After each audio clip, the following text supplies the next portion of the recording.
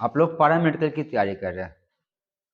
Already आप लोग को पहले से ही पता होगा कि पैरामेडिकल में जीके से भी क्वेश्चन पूछता है। ऐसे पैरामेडिकल में जितने भी सब्जेक्ट से क्वेश्चन पूछता है सबका सोल्व आपको मिल जाएगा। लेकिन फिलहाल अभी जीके का देखिए। तो 71 नंबर यानी 71 नंबर क्वेश्चन पूछा है ना कि पृथ्वी का सबसे बड़ा महाद्वीप कौन सा है। यानी पृथ्वी पर कुल महाद्वीपों की संख्या 7 है। महाद्वीपों की संख्या अगर देखिएगा ना तो पृथ्वी पर यार आना जी, पृथ्वी पर महाद्वीपों की संख्या देखिएगा तो महाद्वीपों की कुल संख्या 7 है। इसमें सबसे बड़ा महाद्वीप जो है वो एशिया है। एशिया है। 2 में आपका हो गया अफ्रीका। 3 हो गया उत्तरी अमेरिका। 4 हो गया दक्षिणी अमेरिका। 5 में आ गया अंटार्कटिका और 6 यूरोप और 7 हो गया ऑस्ट्रेलिया। ऐसे देखिएगा एशिया और अफ्रीका को अलग करने वाला कोई सागर है तो वह है लाल सागर। एशिया अफ्रीका को अलग करने वाली सागर है लाल सागर। और उत्तरी अमेरिका दक्षिणी अमेरिका को अलग करने वाली नहर है पनामा नहर। कौन नहर है? पनामा नहर। चलिए अब आगे देखिएगा। तो कह रहा है पृथ्वी का सबसे बड़ा महाद्वीप कौन है। तो पृथ्वी का सबसे बड़ा महाद्वीप है एशिया महाद्वीप। अब आगे कह रहा राजीव गांधी खेल रत्न पुरस्कार का नाम बदलकर प्रधानमंत्री नरेंद्र मोदी ने क्या रखा है। देखिएगा राजीव गांधी देश के प्रधानमंत्री थे और देश के प्रधानमंत्री राजीव गांधी के नाम पर खेल के क्षेत्र में दिए जाने वाला सबसे बड़ा पुरस्कार राजीव गांधी खेल रत्न पुरस्कार था। ये पूछा जाए कि खेल के क्षेत्र में दिए जाने वाले सबसे बड़ा पुरस्कार कौन है, राजीव गांधी खेल रत्न पुरस्कार। बीजेपी की सरकार बनी है और ये बीजेपी यानी बोले तो नरेंद्र मोदी ने राजीव गांधी खेल रत्न पुरस्कार का नाम बदल दिया है। राजीव गांधी खेल रत्न पुरस्कार का नाम बदल दिया है। अब इसका नाम कर दिया है मेजर ध्यानचंद खेल रत्न पुरस्कार। तो अब खेल के क्षेत्र में दिए जाने वाले सबसे बड़ा पुरस्कार कौन होगा? मेजर ध्यानचंद। बड़ा का तो बड़ा रहबे करेगा ना, नाम न चेंज हो गया है। ऐसे दुनिया का सबसे बड़ा पुरस्कार नोबेल पुरस्कार है। भारत का सबसे बड़ा नागरिक पुरस्कार भारत रत्न है। फिल्म के क्षेत्र में दिए जाने वाले सबसे बड़ा पुरस्कार ऑस्कर है। अभी तमिल मूवी को मिला ना, वो गाना था है ना, नाटो नाटो। कह रहा है कि हाँ, कह रहा है भारत का राष्ट्रीय ध्वज की लंबाई और चौड़ाई का अनुपात कितना है।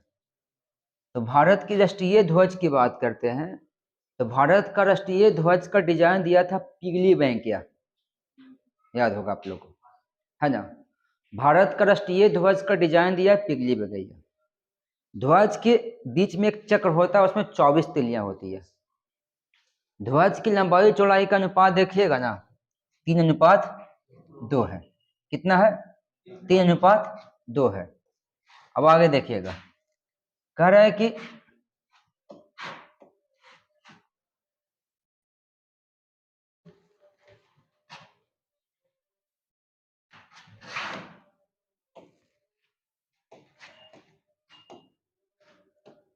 भारत में संघ लोक सेवा आयोग का गठन भारत के संविधान के किस अनुच्छेद के अंतर्गत किया गया है?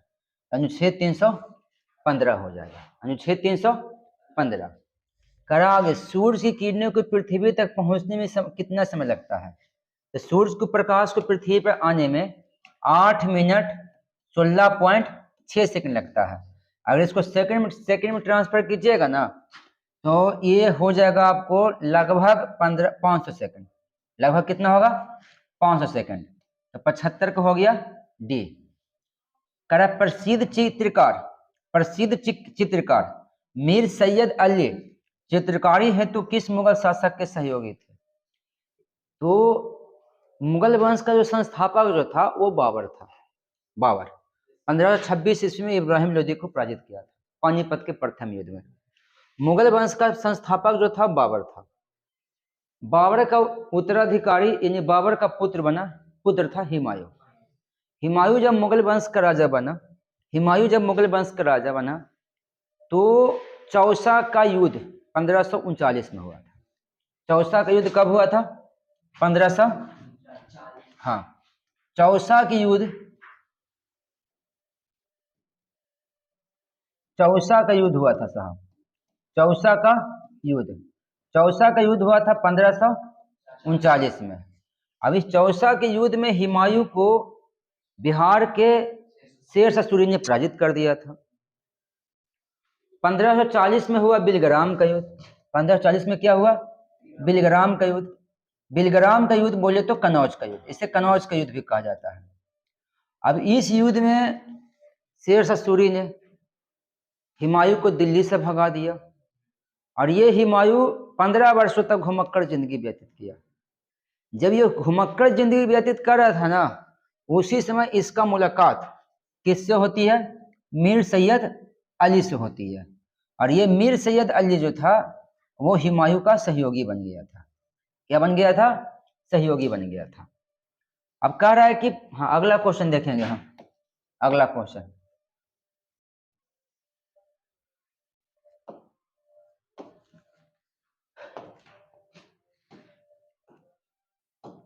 अगला क्वेश्चन कह रहा है ना कि प्लासी का युद्ध कब हुआ था? प्लासी का युद्ध कब हुआ था?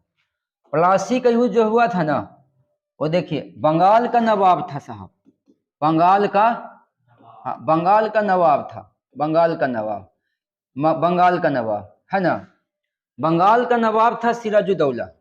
बंगाल का नवाब कौन था? सिराजुद्दौला। बंगाल का नवाब था सिराजुद्दौला। एगो अंग्रेज था जिसका नाम था Robert Clive, Robert Clive. Bengal का नवाब था सिराजुद्दौला और रॉबर्ट क्लाइव। तो सिराजुद्दौला और रॉबर्ट क्लाइव के बीच में 1757 ईस्वी में एक युद्ध हुआ। इस युद्ध को कहा गया प्लासी का युद्ध। इस युद्ध को क्या कहा गया? प्लासी का युद्ध। तो प्लासी का युद्ध जो हुआ था ना, वो 1757 में हुआ था। कब हुआ था? 1757 में। बंगाल के नवाब सिराजुद्दौला और रॉबर्ट क्लाइव के बीच। इनके अपने ही लोगों ने इनको धोखा दे दिया था, मीर जाफर इनको धोखा दिया था सिराजुद्दौला को, समझे। 1764 में बक्सर का युद्ध हुआ था, याद रखिएगा। 1764 में कौन सा युद्ध हुआ है? बक्सर का युद्ध। आगे, विश्व में सर्वाधिक, विश्व में सोने का सर्वाधिक उत्पादन किस देश में होता है? देखिए, विश्व में सोने का उत्पादन पहला स्थान चाइना का है। किसका है? चीन का। विश्व में सबसे अधिक सोना का उत्पादन होता है कहाँ? चीन में। बात करते हैं दक्षिण अफ्रीका। गांधी जी 1915 में दक्षिण अफ्रीका से भारत आए थे, पता है ना। और दक्षिण अफ्रीका में he kept of good hope है। दक्षिण अफ्रीका में he kept of good hope है, केप ऑफ गुड होप। दक्षिण अफ्रीका में he kept of good hope है। वास्को डी गामा इसी रास्ते से भारत आया था 1498 ईस्वी में।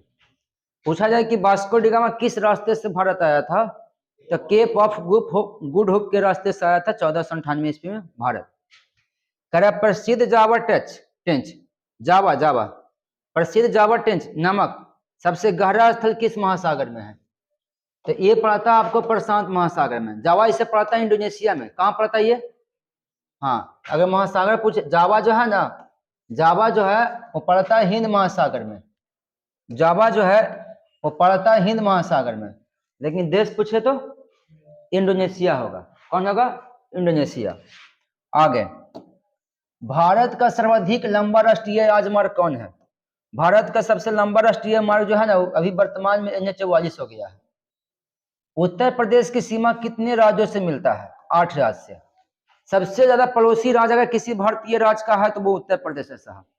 8 गो राज्य, बिहार झारखंड का, बिहार हो गया, हरियाणा हो गया, देखिएगा बिहार हो, उत्तर प्रदेश की बात करते हैं, बिहार, झारखंड, मध्य प्रदेश, राजस्थान, हरियाणा, उत्तराखंड, हिमाचल प्रदेश, ऐसे कितने राज्य हो गए? 8 राज्य। तो 8 राज्य है ना, वो उत्तर प्रदेश की सीमा से सटा हुआ है। तो कहीं पूछा जाए कि भारत का कौन सा राज्य है जिसका सबसे अधिक पड़ोसी राज्यों का सीमा मिला हुआ है? उत्तर प्रदेश। आगे, पृथ्वी ई तो हो ही गया ऊपर ही में ना। भारत का राष्ट्रीय खेल दिवस कब मनाया जाता है? देखिएगा, खेल दिवस जो मनाया जाता है ना 29 अगस्त को मनाया जाता है। कब मनाया जाता है? 29 अगस्त को। 29 अगस्त को 29 अगस्त को मनाया जाता है। क्या है ना कि 29 अगस्त 29 अगस्त 29 अगस्त 1905 ईस्वी को मेजर ध्यानचंद्र का जन्म हुआ था। मेजर ध्यानचंद्र का जन्म हुआ था। तो मतलब 29 अगस्त 1905 ईस्वी को 29 अगस्त 1905 ईस्वी को मेजर ध्यानचंद्र का जन्म हुआ था।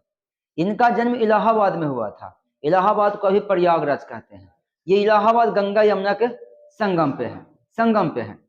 तो हॉकी के जादूगर, इनका उपनाम है हॉकी का जादूगर। हॉकी का जादूगर मेजर ध्यानचंद्र का जन्म गंगा यमुना के संगम पर स्थित इलाहाबाद में 29 अगस्त 1905 को हुआ था। इसीलिए इनके जन्मदिन पर 29 अगस्त को क्या मनाते हैं? राष्ट्रीय खेल दिवस मनाते हैं। क्या मनाते हैं? राष्ट्रीय खेल दिवस। आगे कह रहा है कि जन गण मन को भारत के राष्ट्रीय जन गण मन भारत का राष्ट्रगान है। सर्वप्रथम कब अपनाया गया था? सब अपनाया नहीं, गाया गया था। अरे अपनाया नहीं है, गाया गया है, गाया गया है। जन गण मन को देखिएगा, जन गण मन को लिखे हैं रविन्द्रनाथ टैगोर। रविन्द्रनाथ टैगोर लिखे हैं। जन गण मन को रविन्द्रनाथ टैगोर ने लिखे थे गीतांजलि पुस्तक में। कौन सी पुस्तक में लिखे थे? गीतांजलि पुस्तक में। जन गण मन को पहली बार 27 दिसंबर 1911 ईस्वी को कांग्रेस के कोलकाता अधिवेशन में गाया गया था। तो ये कांग्रेस का अधिवेशन होगा, इसका राइट आंसर हो जाएगा ए। लेकिन भारत सरकार इसको अपनाया कब? 24 जनवरी 1950 ईस्वी को। विश्व का चौथा सबसे बड़ा महाद्वीप कौन है? अभी ने बताए थे। पहला में एशिया, दूसरा में अफ्रीका, तीसरा में उत्तरी अमेरिका, चौथा में दक्षिणी अमेरिका। चौथा में दक्षिणी अमेरिका। चलिए अब आगे की बात करते हैं। आगे देखिएगा, वायुमंडल में लगभग कितना परसेंट नाइट्रोजन है? वायुमंडल में नाइट्रोजन की अगर बात करते हैं ना, वायुमंडल में नाइट्रोजन 78% है। कितना परसेंट है? 78। अब 78 से 79 लिखा तो भी सही है। वायुमंडल में सबसे अधिक मात्रा में पाए जाने वाला कोई गैस है ना, तब वो नाइट्रोजन है। वायुमंडल में सबसे अधिक मात्रा में कौन सी गैस पाई जाती है? नाइट्रोजन। चलिए अब आगे की बात करते हैं। आगे की बात करते हैं। चलिए देखिएगा, कह रहा है विश्व साक्षरता दिवस कब मनाया जाता है?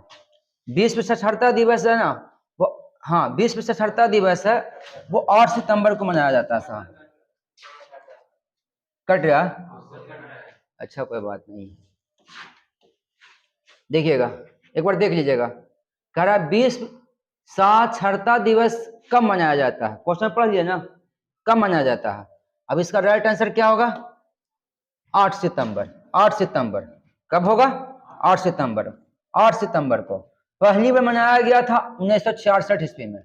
पहली बार कब मनाया गया था? 1966 ईस्वी में। तो 8 सितंबर 1966 ईस्वी को 8 सितंबर 1966 ईस्वी को विश्व साक्षरता दिवस मनाया गया था। 866 ईस्वी में ही तस्कंद समझौता हुई थी, याद रखिएगा।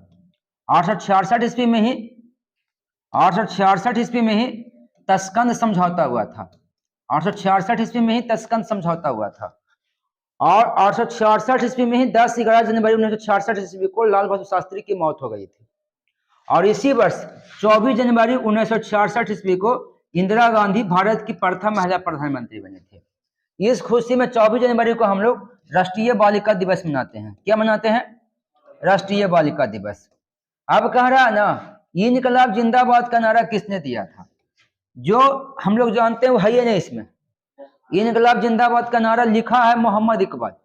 मोहम्मद इकबाल लिखा है, मोहम्मद इकबाल। इसको जन जन का नारा बनाए हैं